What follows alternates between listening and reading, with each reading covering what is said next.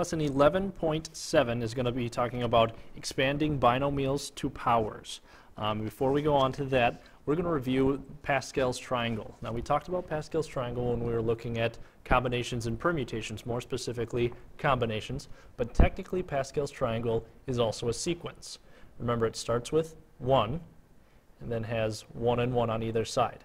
This top one is called row 0. This is row 1. Now row 2 is a 1, 1 plus 1 here, middle goes a 2, and then a 1 on the outside. This is technically row 2.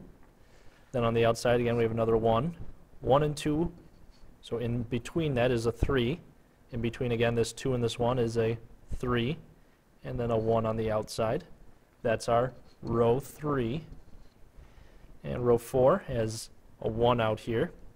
In between 1 and 3 makes 4. 3 and 3 added up make a 6. 3 and 1 in between them is a 4 and a 1.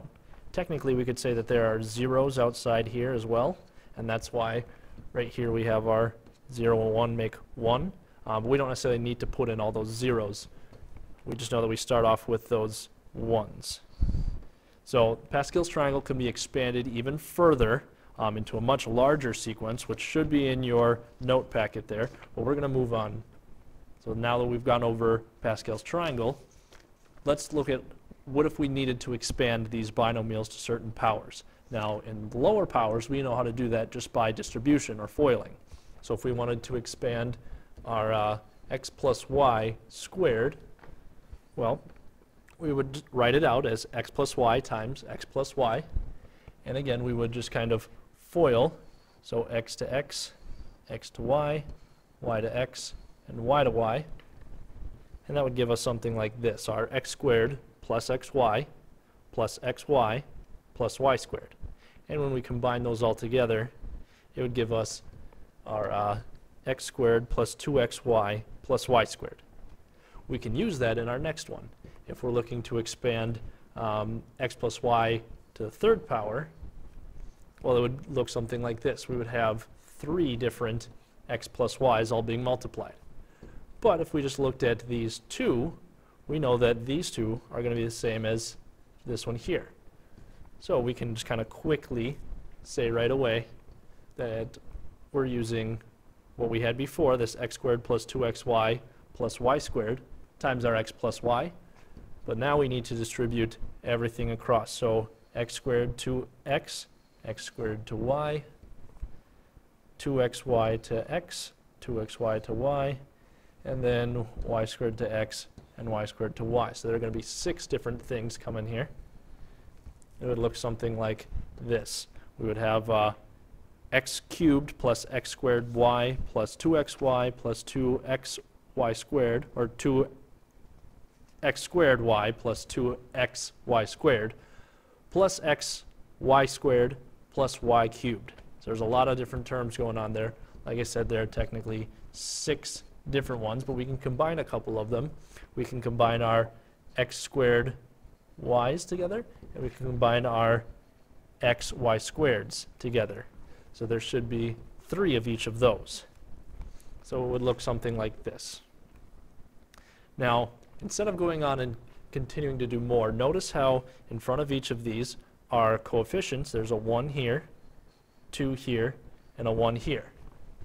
In this one, there's 1, 3, 3, and 1. Let's go back and look at our Pascal's triangle. In that first one, we had 1, 2, and 1. And in the second one, there was 1, 3, 3, and 1. So whenever we expand these polynomials to certain powers, they're always going to follow Pascal's triangle, which is going to be very useful when we're looking at how to expand these. So, like I said, noticing from before that when we were going to the power of, we went to the power of 2, we were looking at the second row. And when we were going to a power of 3, we looked at the third row right here. So, looking at using Pascal's triangle, we're not going to be using the binomial theorem per se. We're going to be using Pascal's triangle to solve out these expansions. When we do that, there's a certain directions we should use. The first things is to look at the exponent. The exponent tells you what row to look at. From there, we write down our coefficients. And the coefficients are all of the numbers in the row. And I would also give yourself some space in between each one to write everything else we need.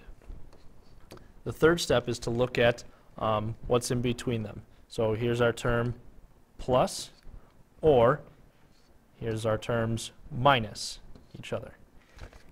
If it's plus, everything is positive. If it's minus, then it's every other. Every other. So it would go plus, minus, plus, minus, plus, minus. So you could say every other starting with plus, starting with positive. And I'll show you what that means here in a second. Fourth thing to look at is take your first term, the first term that's in your binomial, and you would go down in exponents from the exponent to 0. So descend or go down from exponent to 0. And the last thing you do is take your second term and go up from 0 to the exponent. And I'll show you exactly what that means here. So in this case, first thing to do, our exponent, what we're going to is 5. So we need to find the 5th row right here.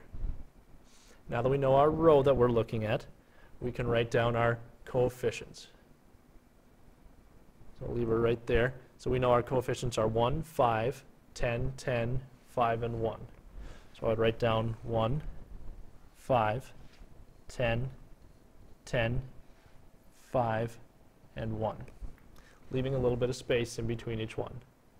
So now we're on to our third, which says if it's plus in between, they're all positive. If it's minus in between, then it's every other one. And in ours, we have P plus Q, so we know that they're all going to be positive. So I would say plus 1, plus 5, plus 10, right on down the line here. Oops. Adding each one. Now the last thing we do is look at our first term and go down in powers from exponent to 0. Our first term in this case is P. So after the 1, we would write P to the 5th, P to the 4th, P to the 3rd, P squared, P1, and P to the 0. Then our last thing to do is go with our second term and go up from 0 to the exponent. Our second term is Q. So we start with Q to the 0, Q to the 1, Q to the 2, Q cubed, Q4, and Q5. Now from here, all that's left to do is just simplify things down. So we'd say in this case, if we have positive 1 times P5 times Q to 0, that just leaves us with P to the 5th. In this case, we have plus 5 times P to the 4th, Q to the 1, or just Q, plus 10 P to the 3rd power, Q squared, plus 10 P squared, Q cubed, plus 5P, or P to the 1, times Q to the 4th, plus 1 times P to the 0. We can just kind of neglect those because we don't need 1 or 1. And Q to the 5. So this is our expansion. Instead of having to FOIL things out a million times over, we can just write this full expansion for that binomial. So again, instead of using the binomial theorem, we'll just use the Pascal's triangle to expand one. In this case, we are given a negative. So we'll move this off to the side here, and we'll go right down with our steps. We know that we need row 8. So here's 5, 6, 7, 8. And if you ever get confused about which row you're looking at, it's always the one where the number after 1, that's what you're looking at. So the 8th row goes 1, 8. Or from the right side, it would go 8 and then 1. So now we just need to write down our coefficients, leaving enough space to write in everything else. So 1, 8, 28, we're going to have to write small, 56, 70, 56, probably going to run out of space here, 28, 8, and 1. And I'm going to get rid of this now, so we shouldn't actually need it anymore.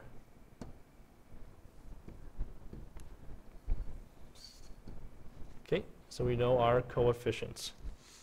Now from here, the next thing we do is if it's positive, they're all positive.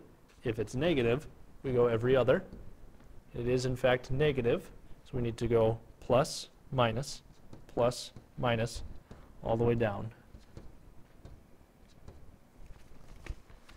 Okay, now that we know what we're doing with each one, adding or subtracting, the next thing to look at is taking our first term, which in this case is t. So we'd start t to the 8th, t to the 7th, t6, t5, all the way down,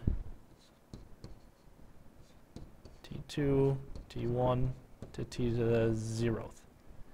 Then we take our second term, that s, we go s0, s1, s2, s3, s4, s5, s6, s7, and s8. Kind of looks like a big jumbled mess, but at this point we're ready just to combine everything and solve it down.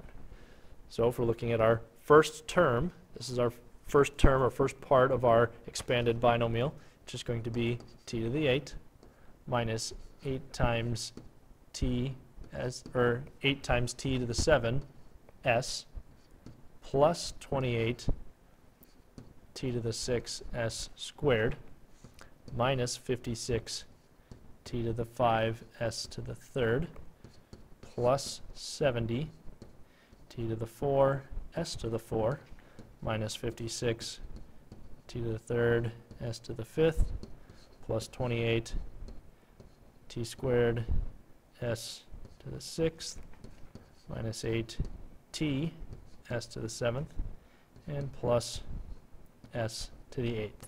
And this would be our total expanded binomial then, alternating plus and minus throughout each one. If we were using the binomial theorem, it would ask us to do a little review on factorials so we know how those work. Remember, this just means 6 times 5 times 4 times 3 times 2 times 1 over 2 factorial is 2 times 1 times 4 factorial is 4 times 3 times 2 times 1. Our 4, 3, 2, 1 and 4, 3, 2, 1 can go away.